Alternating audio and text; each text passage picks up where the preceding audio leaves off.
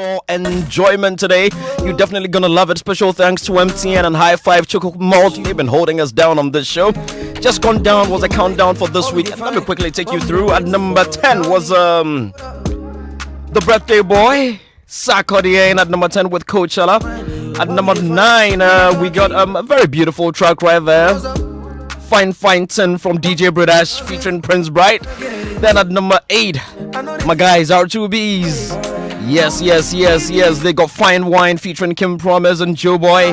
Then at number 7 was Akese Brimpon with Yahweh. Joe Metal took the number 6 spot with Ye Obuame.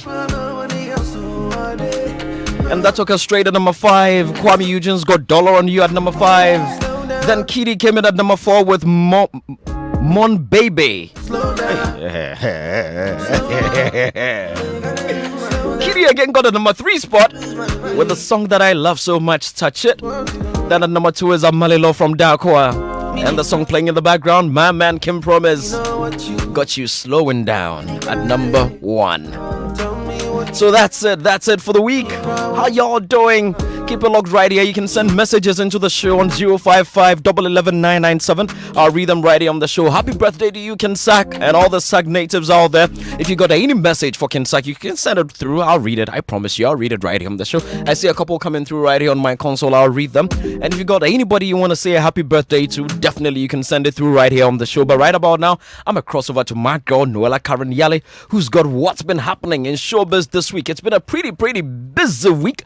Coming in from the background of the, VGMAs ended, sports awards ended, and England is about to win the Euros tomorrow. How you doing, Noella? I'm awesome.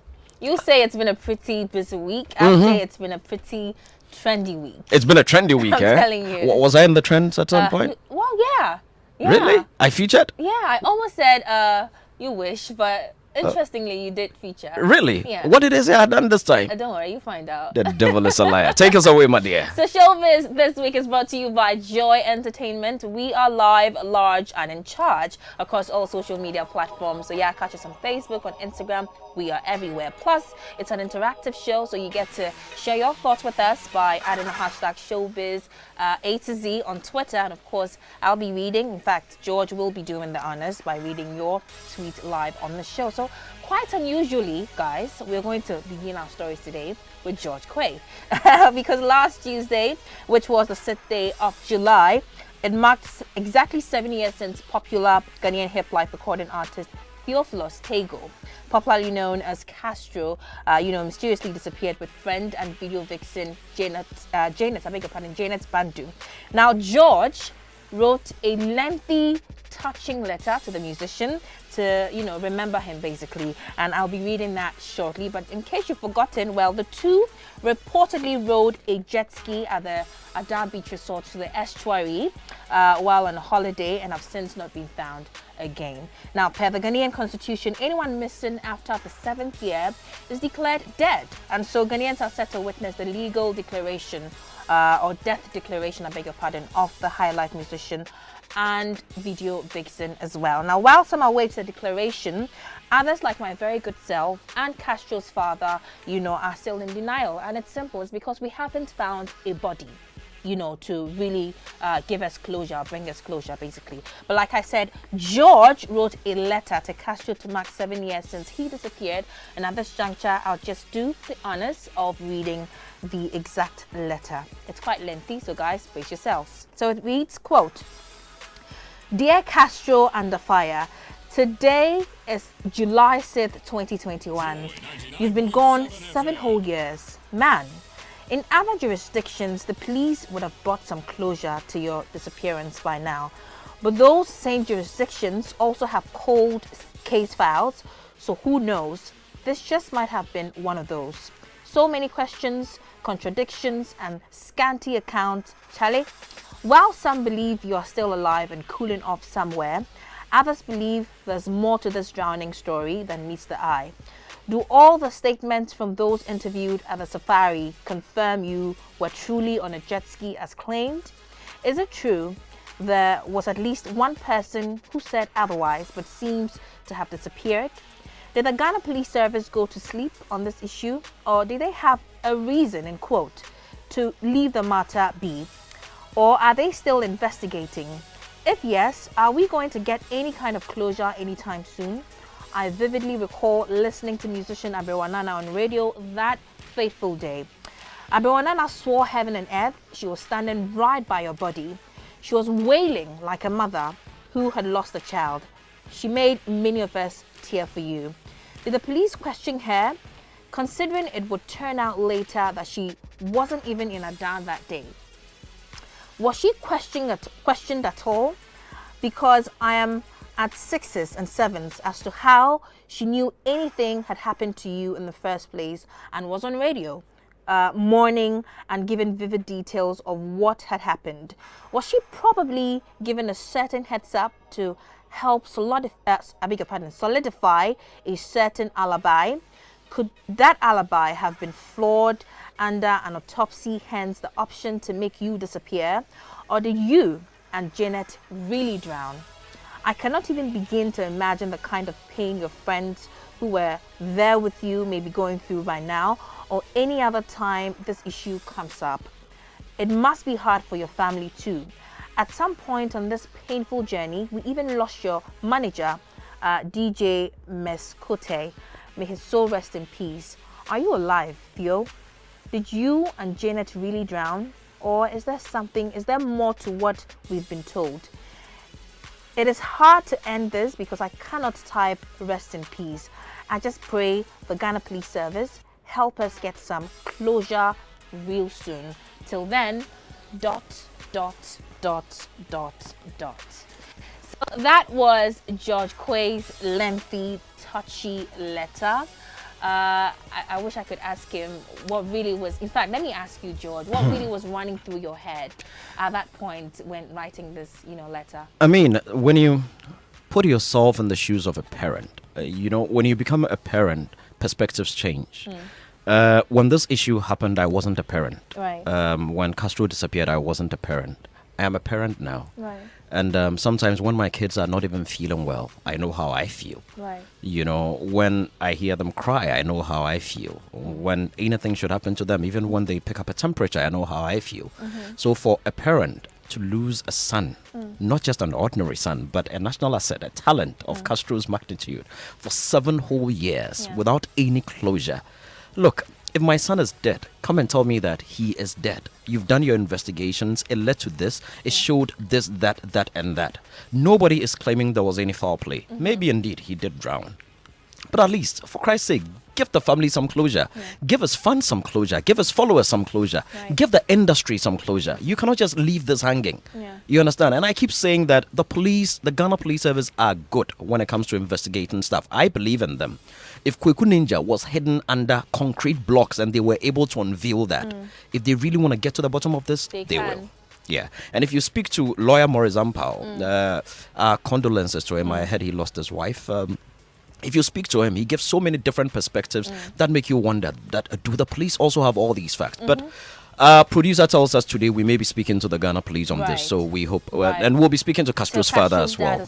So guys, you want to stay tuned into the show and anticipate that interview with Castro's father. But one major question, a lot of people seem to be asking, especially on social media, is what will happen if today Castro mysteriously resurfaces? Well, a lawyer by name Ali Mohammed of the Enim law firm spoke to Andy Dosty on Daybreak Hits on Hits FM and provided some answers. Dead. Now, I'm making of course, yes. Yeah. So, if he appears, supposing the state declares him dead, and he appears shortly afterwards, or years later, what happens? Will there be punitive measures? Oh, you mean against him? Yes, against him. Oh no, there's no such let's say criminal sanctions against somebody who has disappeared and has come back, unless probably you did that for a particular, maybe a fraudulent reason. In that, if you did that for a fraudulent reason, in that case, the court, the state can probably prosecute you for that. But if it is maybe for your own personal reason, you decide that you want to keep away everybody for maybe 10 years and then you come back. I mean, even if they declare you dead, once you are back, I mean, you are back to life. So, depending on how people will call you, but there's no, as far as I'm concerned, there will be no criminal, sanctions for disappearing. Unless you did that with the intention to defraud people. So that was lawyer Alidu Mohammed of the Enim Law Firm sharing with us what could possibly happen should Castro resurface mysteriously, just like how he disappeared.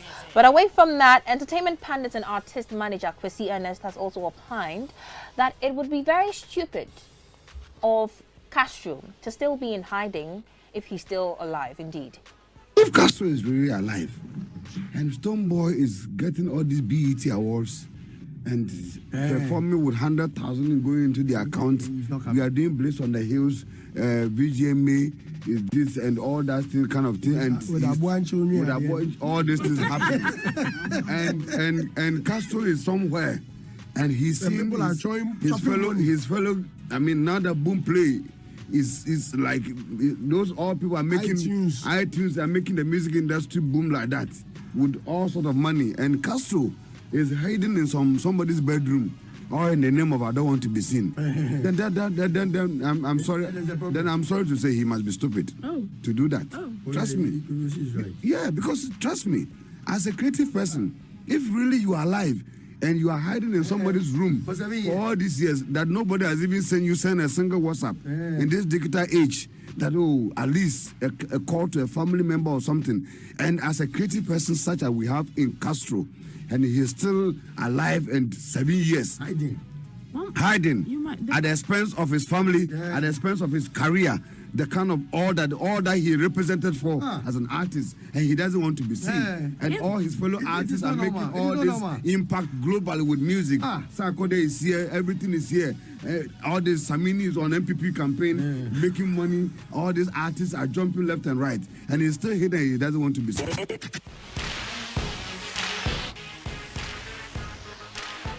Kwesi Ernest there. He's an entertainment pundit and artist manager.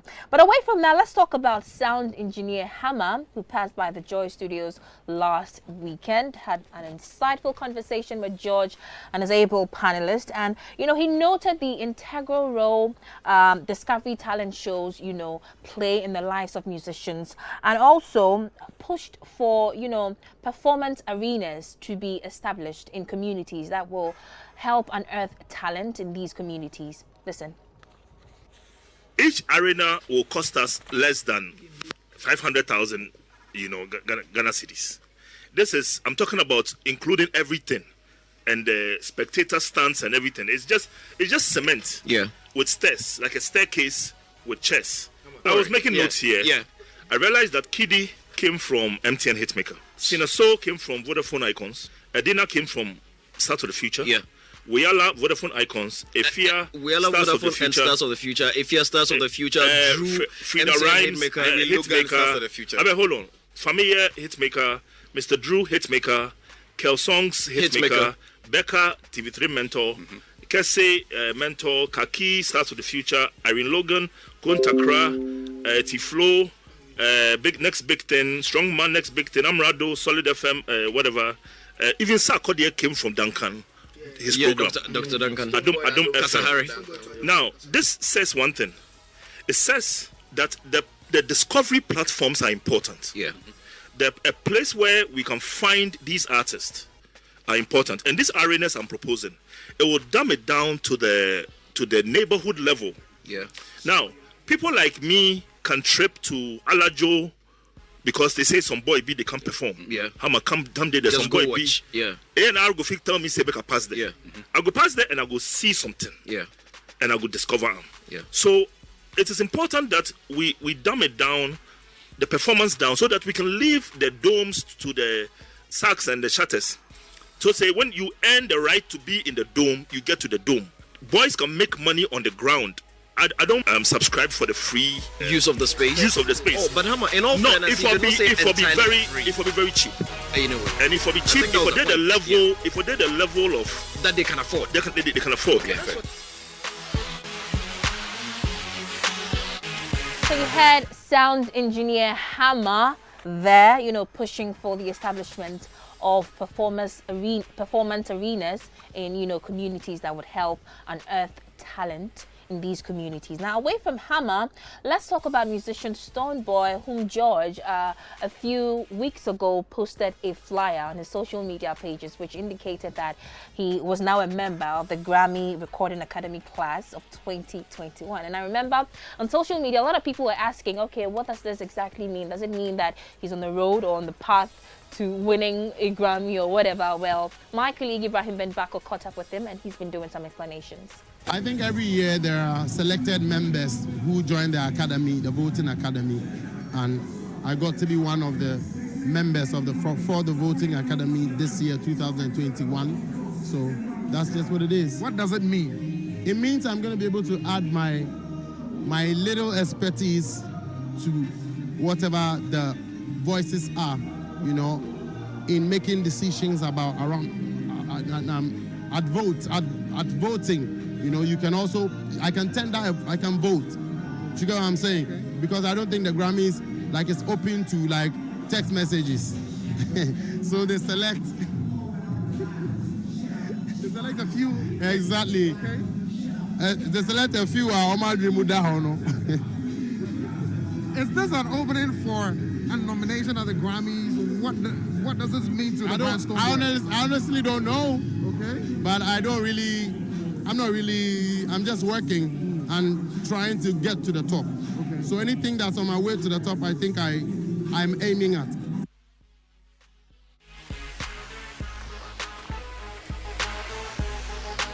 Right, so that was Stonebwoy explaining what his membership or being a part of the Grammy Recording Academy class of 2021 means to the industry and the music industry as a whole, as in worldwide.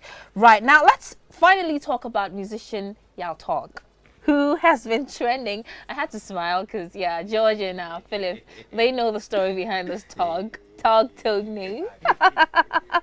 So let's finally talk about Yalley because he has been trending for both the right and wrong reasons this week, and I'm sure you're wondering what these reasons are. So I'm going to fill you in. So he had an interview and was asked about, his collaboration with UK-based Ghanaian musician, grime artist Stormzy, and how it benefited his career. But guys, it's instructive to note that before the question, there was a preamble where the interviewer asked him or told him that before the interview, a colleague of hers told her that before Yalley collaborated with Stormzy, he never knew who Stormzy was. And so based on that preamble, Yalley was then asked, okay, then what do you think your collaboration did? Did it benefit Stormzy more or did it benefit you more? And this was his response. Quote, okay, I will say he made me more popular in this market, and I made him more popular here too because people didn't know Stormzy in Ghana. So we both did magic to ourselves. So that was his reply, but it didn't really sound well in the ears of some industry bigwigs. Notable amongst them is our very own Sammy Forson, who had an interview with Andy Dosty on Daybreak Hits on Hits FM and had these reservations. I actually came across a bit of that interview that Yalley had yesterday, and I just felt his comments were rather unfortunate because, knowing Stormzy is not a new name to Ghanaian music. I mean, a couple of years back, a couple of Decembers ago, this guy was headlining GH Rocks, when we still had that event and all that. So Stormzy is not a new name. And if you even follow Stormzy's career, this guy is selling out venues in the UK and all that. And I was excited to see him, as other artists are trying to trace their roots back home and all that. He came through and then jumped onto Yalley, literally blessed him as a rapper, by, putting a verse on his song and all that. There are a lot of UK rappers who even don't get that opportunity from Stormzy and all that. And I know as rappers, you have that bit of an ego and all that where you also want to look big and all that. But, Yalley is now coming. And for Stormzy to even do that for him, he should be more appreciative of that. If you are asked, simply put, management will just guide you as an artist on how to speak and deliver. that, oh yeah, you're really excited about working with Stormzy and you're looking forward to even bigger projects with him. Because you don't know the number of people that even looked out for you or went looking for your talk because of Stormzy. You don't know the numbers he has across board in the UK that will even give you some light. And even for our A-list artists in Ghana here, a lot of them are trying to even get playlisted in the UK. Nigerians are trying to get playlisted in the UK. And if a top artist was to work with you, literally, I mean, the only thing you can do is just show gratitude and also look forward to working on that relationship to open more doors for you in the UK. You know, so I thought it was rather unfortunate for him to make those comments.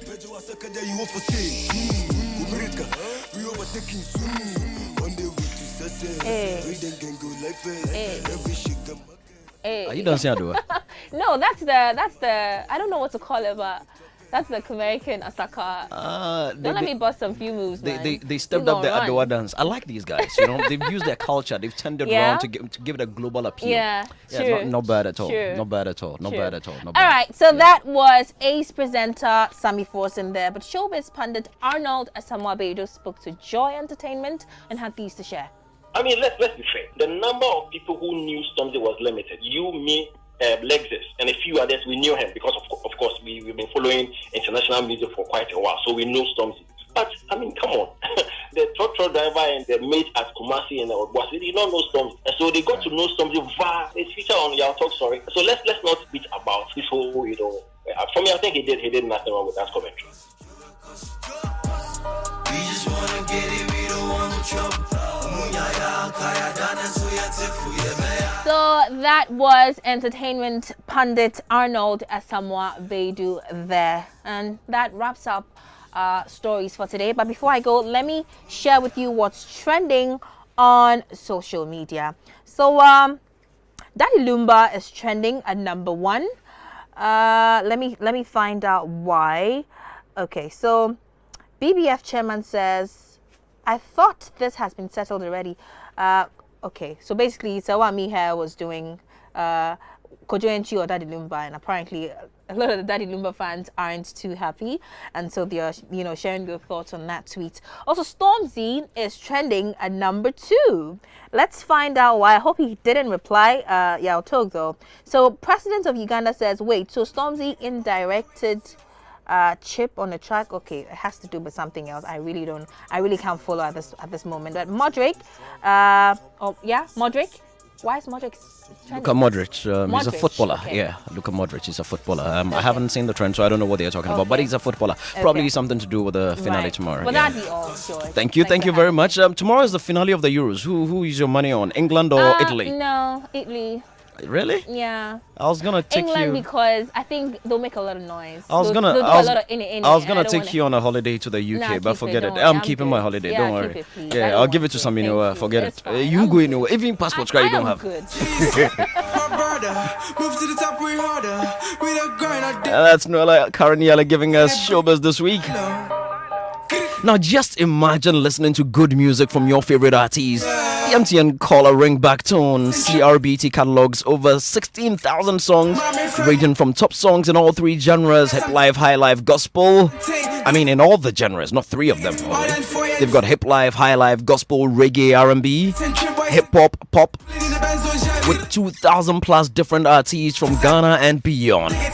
They've got the top 5 songs on caller tunes this week, which are the reigning number 1 song on DJ Black's Top 10 Countdown, right here from Showbiz A to Z, Kim Promise, Slow Down. You want to get that one, all you got to do is dial *1355 *226 hash, and you can get Kim Promise, Slow Down. If you want to get Kwame Eugene's Dollar on You, it's the same short code *133 *55 hash. *1355 *142 hash. Let me take that one again. That's *1355 *142 hash. Or maybe you're a gospel freak. You love the Lord like I do. So you want Joe Metals or Wanweni. *1355 *140 hash. Or you like Famia's Praise, still in the gospel tone. *1355 155 star 155 hash. Or if you want to get into the mood with Mr. Drew, star 1355 star 26 hash. Enjoy soothing music while you wait to be connected to that all important call. Dial star 1355 hash. Follow